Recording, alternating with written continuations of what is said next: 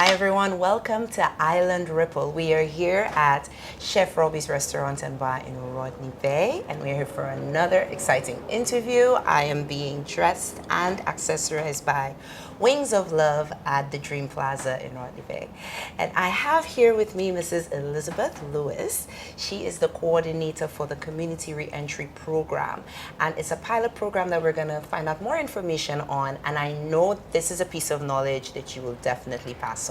Welcome to Island Ripple, Mrs. Lewis. Thank you. It's indeed a pleasure to be here this morning to share so much on this very important program. Yes, an important program. So let's start from the beginning. Where did this pilot program come from? Well, certainly, as we all aware, we have noted the increase in the crime, and so I think for us as St. Lucians, everybody's trying to figure out, how best do we deal with it. Yeah. And so you've had the work of the WIRI, USAID WIRI program, focus on youth and strengthening and empowering youth. And so it's really now a collaboration between them and the St. Lucia Social Development Fund.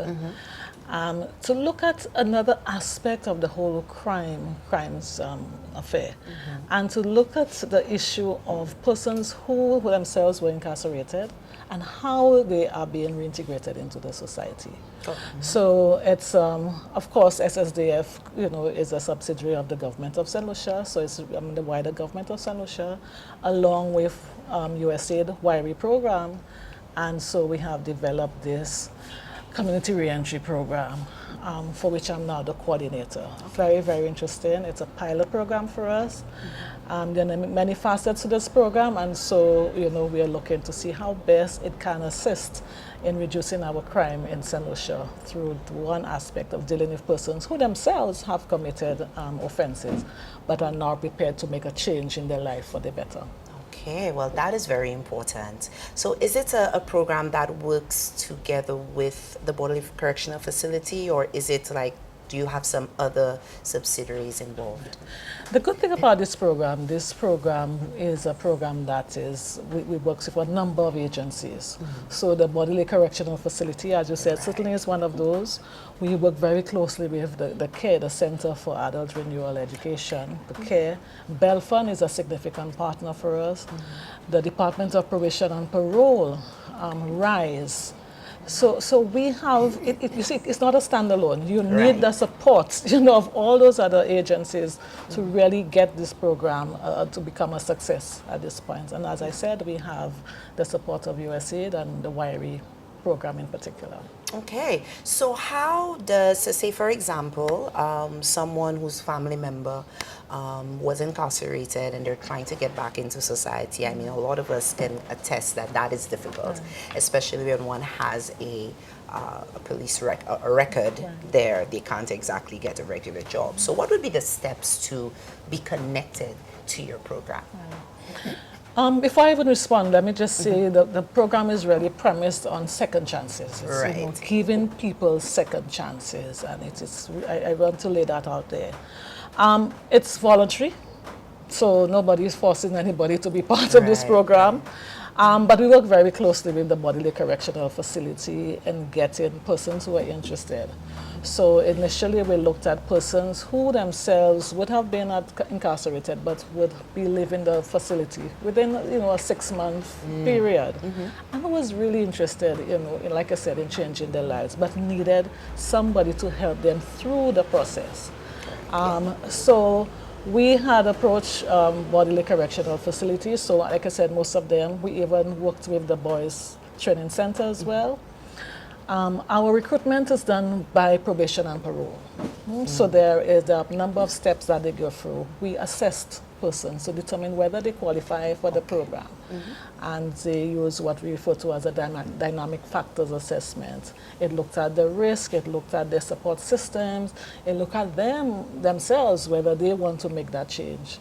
And of course, once they have met that criteria, then they are now referred to the program. The program involves life skills training. This is a significant part of the program because we recognize a lot of it sometimes is in the head, and they are not open. A lot of the persons, we have found the level of engagement in society has not been positive.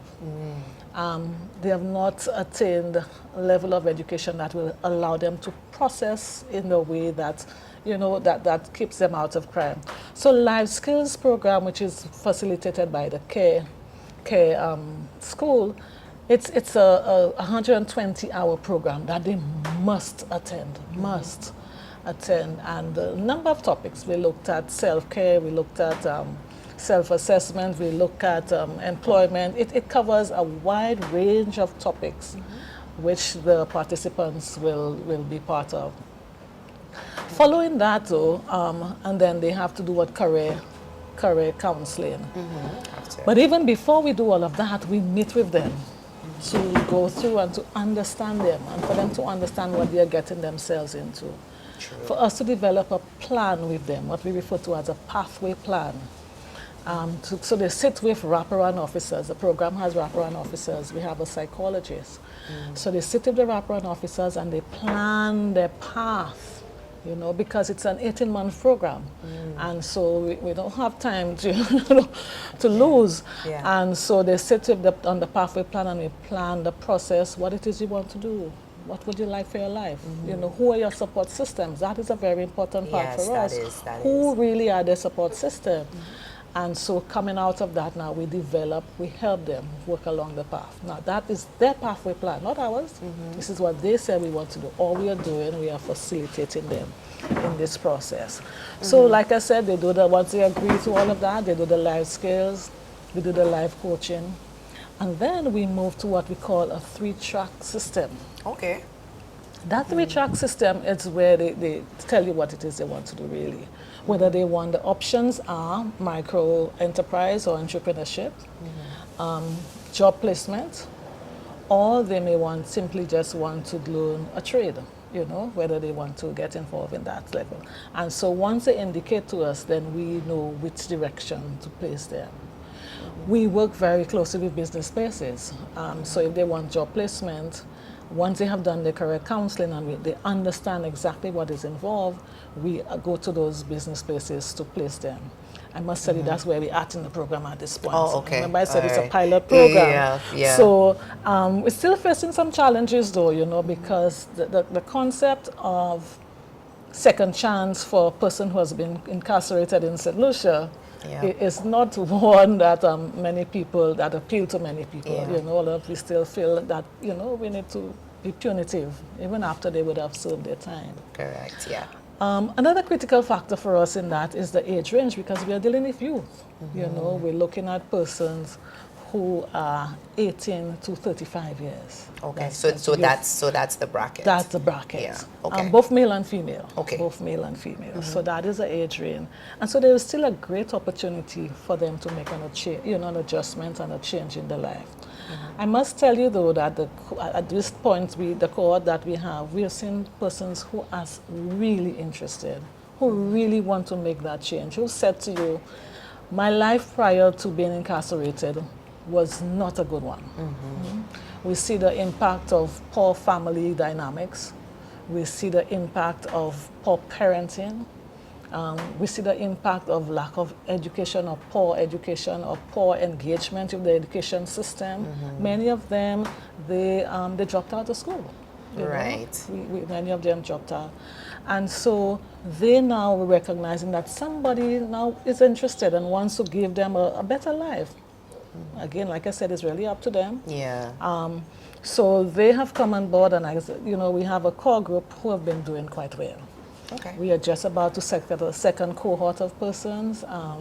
I'm hoping, that they would show as much interest and they show up. Right. But so far, it has really been an interesting, not easy, interesting program. I have a question. I remember you said previously that on one of, I think when you have to go through the process of screening and so forth, even after that, when they have to sit with certain people to have to create their pathway, you made mention of a psychologist. Yeah. What I was going to ask you is, with the people that are integrating or you all are working with to re-enter.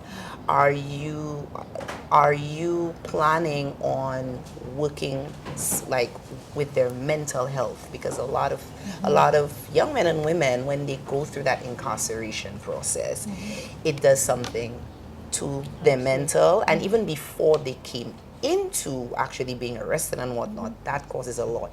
So are you, or the committee or everybody involved, are you placing specific resources in that area with these people who would like a second chance, but do they have the mindset to actually walk forward with it? So that's one of the questions that I had. Yeah, very, very, very important point here. Hence the reason we have brought on a psychologist. He is part of the team that we have, what we call the CREP team, which is myself as the coordinator, 2 wraparound officers, and I will share with you what the wraparound officers role is in a while, and the psychologist. To be honest with you, I have been pleasantly surprised because our young men have been going to the psychologist and sharing. That's great. That's great news. When we first brought him on, we like I said, we have certain mindsets that men don't need counseling or they don't. But our young men have since been going, and he has been seeing them regularly. Every single participant is assigned to the counselor, and he sees them at intervals. And has been, assisting them along the way, because we have seen a lot of anger issues, a lot of issues related to self-regulation, so that is critical, and we have on board, and they are making good use, I could tell you. Wonderful. Making good use of the good. counselor. Yes, that is good. So you made mention of wraparound officers. Yes. Could you let us know a little more about that before we can go into other little things? Well, certainly we have, the program has 2 wraparound officers at this point. These are persons who are really trained, highly trained, worked in social work, or worked in youth development. Okay. And so their role really, as the term says, wrap themselves around, the participants, really, is to be that guide for them, to be that support for them, to guide them through the process. For example, if somebody wants to get a birth certificate, what we found, many of them are not even aware where they need to go, what needs to happen. And so that wraparound officer's role is to help them, it's a baby steps, and help them move along the process. Even when we're doing our life skills, if you don't show up for one day, somebody is on the phone calling, where are you, what's happening? If the time you get late, what are you doing? So they become like an accountability partner. Correct. They come in and they support, and they sit with you if you have any challenges. They sit, and they're sort of, they're your guide, they're your mentor, they're your support system, through the process of becoming a much better person. Well, that's very interesting, and I'm thankful that it's happening in St. Lucia, because from generation to generation you will see people that come out of prison, and it's a challenge to get back in. So we're really thankful. I mean, Island Ripple is very thankful to the CREP program, because it's really needed. So as we wrap things up, how can one get in touch with the committee? Say, for example, if they have a son or a daughter who's presently incarcerated, or perhaps they will and they're out, and they're just, how can we get in contact with you, and how can they utilize their resources to be qualified? Right. So thankfully at this point, like I said, we are doing a second cohort, because as you know, with pilot programs, you do one program. Yes, and then you see how it works out, yeah. And then we move on. But we are at the stage now where we are doing a second cohort. So we are now recruiting persons for this program at this point. And so anybody who's interested will make contact with the St. Lucia Social Development Fund. All right, they are located on the John Compton Highway behind I think it's the police. The traffic department. The traffic department, right. Yes. So they can go there and just indicate their interest, and somebody will take their contact information, and we will get in touch with them. Okay, wonderful. Well, I mean, we at Island Ripple, we wish you all the best. We pray that the second cohort it continues to have a third cohort and a fourth cohort. So it's no longer a pilot program, but something that is definitely needed in the fabric of our society. Yes, thank you for that. And we're certainly doing a serious monitoring and evaluation of this program. Because like anything else, you want to, invest in something really, that makes sense. Correct. And so my hope is that at the end of this program that it will continue, of this pilot, I should say, it will continue. Because there is certainly a need for it. Yes. There's certainly a need. And as I close, the other thing we are noting is a lot of young men. Yes, and then you look at what's happening in our crime world. Now we are seeing there's a lot of young men, and these are the persons that we have in the program who have said, look, we want to make that change. We want to make that change. And thank you for giving us that opportunity. Wonderful. Well, thank you, Mrs. Lewis. We hope to see you back here at Island Ripple. Thank you so much for having me. All right. And thanks to your producer. Oh, definitely. Thank you, Mr. Colin Weeks. All right, guys, so we've come to the end of another interview. Be sure to subscribe to our YouTube channel, Cut TV, and follow us on social media, Facebook and Instagram. And remember, Island Ripple, we understand the need to get you the information. So a little knowledge goes a long way. Be sure to pass it on, because that's the ripple effect. We will see you next time.